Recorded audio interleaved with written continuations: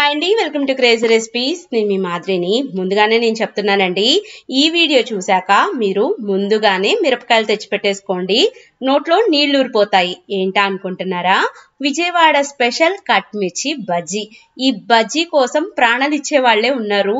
అంత టేస్టీగా ఉంటుంది. నేను ప్రతిదీ కూడా క్లియర్ ప్రాసెస్ లో చెప్తాను, చూడండి.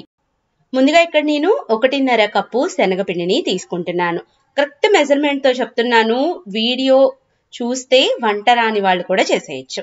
దీంట్లోకి ఒక 1/2 స్పూన్ దాకా వాముని వేద్దాము. వాము ఎప్పుడు వేసినా కానీ నలిపి వేయండి, చాలా బాగుంటుంది. అలాగే 1/2 స్పూను ఉప్పు, అలాగే 1/2 స్పూన్ కన్నా కొంచెం తక్కువ వంట సోడా.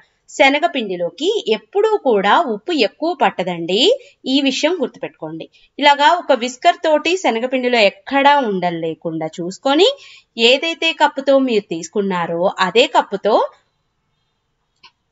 1 కప్పు వాటర్ ని తీసుకోండి. ఇక్కడ నాకు 1 కప్పు కన్నా కొంచెం తక్కువే వాటర్ పట్టాయి, కానీ మీరు వేసేటప్పుడు కొంచెం కొంచెంగా నీళ్ళని వేసుకుంటూ కలుపుకోండి. ఇప్పుడు నేను ఇక్కడ బజ్జీ మిరపకాయలని తీసుకుంటున్నాను. ఇక్కడ నేనేం చేస్తున్నానంటే, కారం తినే వాళ్ళైతే ఓకేనండి, తినని వాళ్ళైతే ఇలాగా మధ్యలో ఉన్న విత్తనాలన్నిటినీ తీసేయండి. ఇలా తీసేస్తే కారం తగ్గుతుంది. చిన్నపిల్లలైనా కూడా హ్యాపీగా ఎంజాయ్ చేయొచ్చు.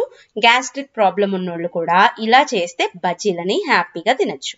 వీడియోలో చూపిస్తున్నట్టుగా శనగపిండిని ఇలాగా మిరపకాయ మొత్తానికి కూడా ముంచుకొని వేడివేడి నూనెలోకి ఒక్కొక్కటిగా డ్రాప్ చేద్దాము. ఎప్పుడైనా కానీ ఇలాంటి రెసిపీలు తయారు చేయడానికి ఇనుప బాండీలు తీసుకుంటే చాలా అంటే చాలా బాగుంటుందండి. ఆయిల్ కూడా లైట్ గా ఉండే ఆయిల్ ని తీసుకోండి, చాలా బాగుంటుంది. ఇలాగా మనం మిరపకాయలు మొత్తాన్ని కూడా వేసుకొని 2 వైపులకి తిప్పుకుంటూ, మరీ ఎక్కువ ఫ్రై అవ్వకూడదు. పైన ఉన్న పిండి మాత్రం జస్ట్ ఇలా కలర్ చేంజ్ అయితే సరిపోతుంది. ఇప్పుడు ఈ మిరపకాయ బజ్జీలు మొత్తాన్ని కూడా తీసేసి పక్కన పెట్టుకుందాము. ఇప్పుడు వీటితోటి కట్ మిర్చి బజ్జీలని ఎలా తయారు చేసుకోవాలో చూద్దాము. అలాగే కొత్తగా పెళ్ళైన వాళ్ళు కానీ, బ్యాచిలర్స్ కి కానీ బజ్జీలు వేయటం అంత బాగా రాదు. అలాంటి వాళ్ళ కోసం ఈ టిప్ నేను మీకు చెప్తున్నాను. గ్లాస్ లోకి పిండిని పోసుకోండి. పిండిలోకి జస్ట్ మిరపకాయని ఇందాక వీడియోలో చూపిస్తున్నట్టుగా ముంచేసి డైరెక్ట్ గా బజ్జీ పిండిలోకి వేయటమే. వేడి వేడి నూనెలోకి ఇలా వేస్తూ ఉంటే మనకి బజ్జీలు చాలా ఫాస్ట్ గా ఫ్రై అవుతాయి. పిండి కూడా కరెక్ట్ గా పడుతుంది, మీకు కన్ఫ్యూజన్ లేకుండా. ఇలాగా కొంచెం చల్లారిన తర్వాత వీడియోలో చూపిస్తున్నట్టుగా ఇలాగా రౌండ్ గా చిన్న చిన్న ముక్కలుగా కట్ చేసుకోండి. మరీ చిన్నవి కాదు, ఇలాగా అంగుళం సైజులో కట్ చేసుకొని మళ్ళీ నూనెని వేడి చేసి ఈ మిరపకాయలు మొత్తాన్ని కూడా అన్ని వైపులకి తిప్పుకుంటూ మంచి గోల్డెన్ కలర్ అయ్యేదాకా ఫ్రై చేయాలి. ఎలా అంటే మధ్యలో ఉన్న మిరపకాయ ఉంది చూసారా, అదంతా కూడా ఫ్రై అవ్వాలి. మీరు ఇక్కడ ఒక విషయాన్ని గమనించినట్లయితే, మామూలు మిరపకాయ బజ్జీల్లో అయితే వాముని పొట్ట మధ్యలో పెడతాము, మిరపకాయ పొట్ట మధ్యలో. కానీ ఇక్కడ మనం డైరెక్ట్ గా వాముని పిండిలోనే వేసాము. ఎందుకంటే మనం తర్వాత కట్ చేసుకుంటాం కాబట్టి మధ్యలో ఉన్న వామంతా కూడా నూనెలోకి వెళ్ళిపోతుంది. అందుకని చెప్పి మనం కట్ మిర్చి బజ్జీకి మధ్యలో వాముని స్టఫ్ చేయక్కర్లేదు. ఇక్కడ పైన లైట్ గా ఉప్పు, కారము, అలాగే కొంచెం లైట్ గా చాట్ మసాలా పౌడర్ ని చల్లుకొని లాస్ట్ అండ్ ఫైనల్ మీరు ఉల్లిపాయని కూడా వేసేసుకొని పైన చక్కగా నిమ్మకాయని పిండితే కట్ మిర్చి బజ్జీ మీకు తయారైపోయినట్టే. ఒక్కసారి గనక మీరు ట్రై చేస్తే మీరు మళ్ళీ మళ్ళీ తినాలనుకుంటారు, అంత బాగుంటుంది ఈ రెసిపీ. అన్నట్టు ట్రై చేశాక కామెంట్ చేయటం మాత్రం అస్సలకి మర్చిపోవద్దండి. మీకు ఇంకేమన్నా రెసిపీలు కావాలన్నా కూడా కామెంట్ చేయండి.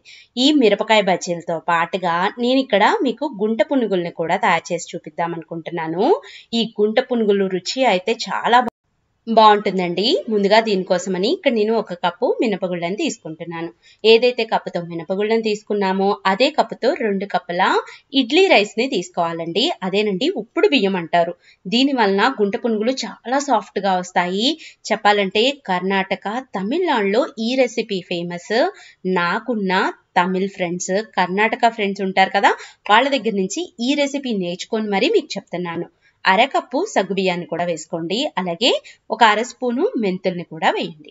ఇప్పుడు దీంట్లోకి నీళ్ళని యాడ్ చేసుకొని 1కి 2 సార్లు శుభ్రంగా కడుక్కోండి.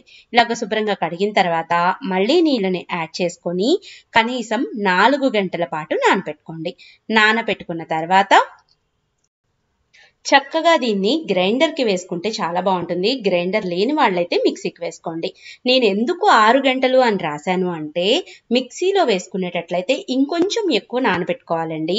ఒక రాత్రి మొత్తం కూడా పిండి రుబ్బుకున్నాక ఇలాగ పులియబెట్టుకోండి.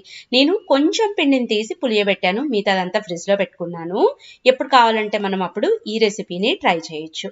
ఎప్పుడు తినే మీరు దోశ ఇడ్లీ కాకుండా ఇలాగ డిఫరెంట్గా బ్రేక్ఫాస్ట్ తయారు చేసి పెట్టండి. పిల్లలకు కూడా చాలా బాగా నచ్చుతుంది.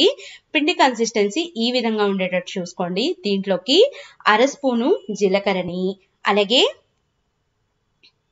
చిటికెడు పసుపుని, ఒక 1/2 స్పూను ఉప్పుని కూడా వేసుకుందాము. ఇప్పుడు దీంట్లోకి సన్నగా తరిగిన పచ్చిమిరపకాయలు, అలాగే ఒక ఉల్లిపాయ వీలైనంత సన్నగా తరుక్కోండి. చాలా అంటే చాలా రుచిగా ఉంటుంది.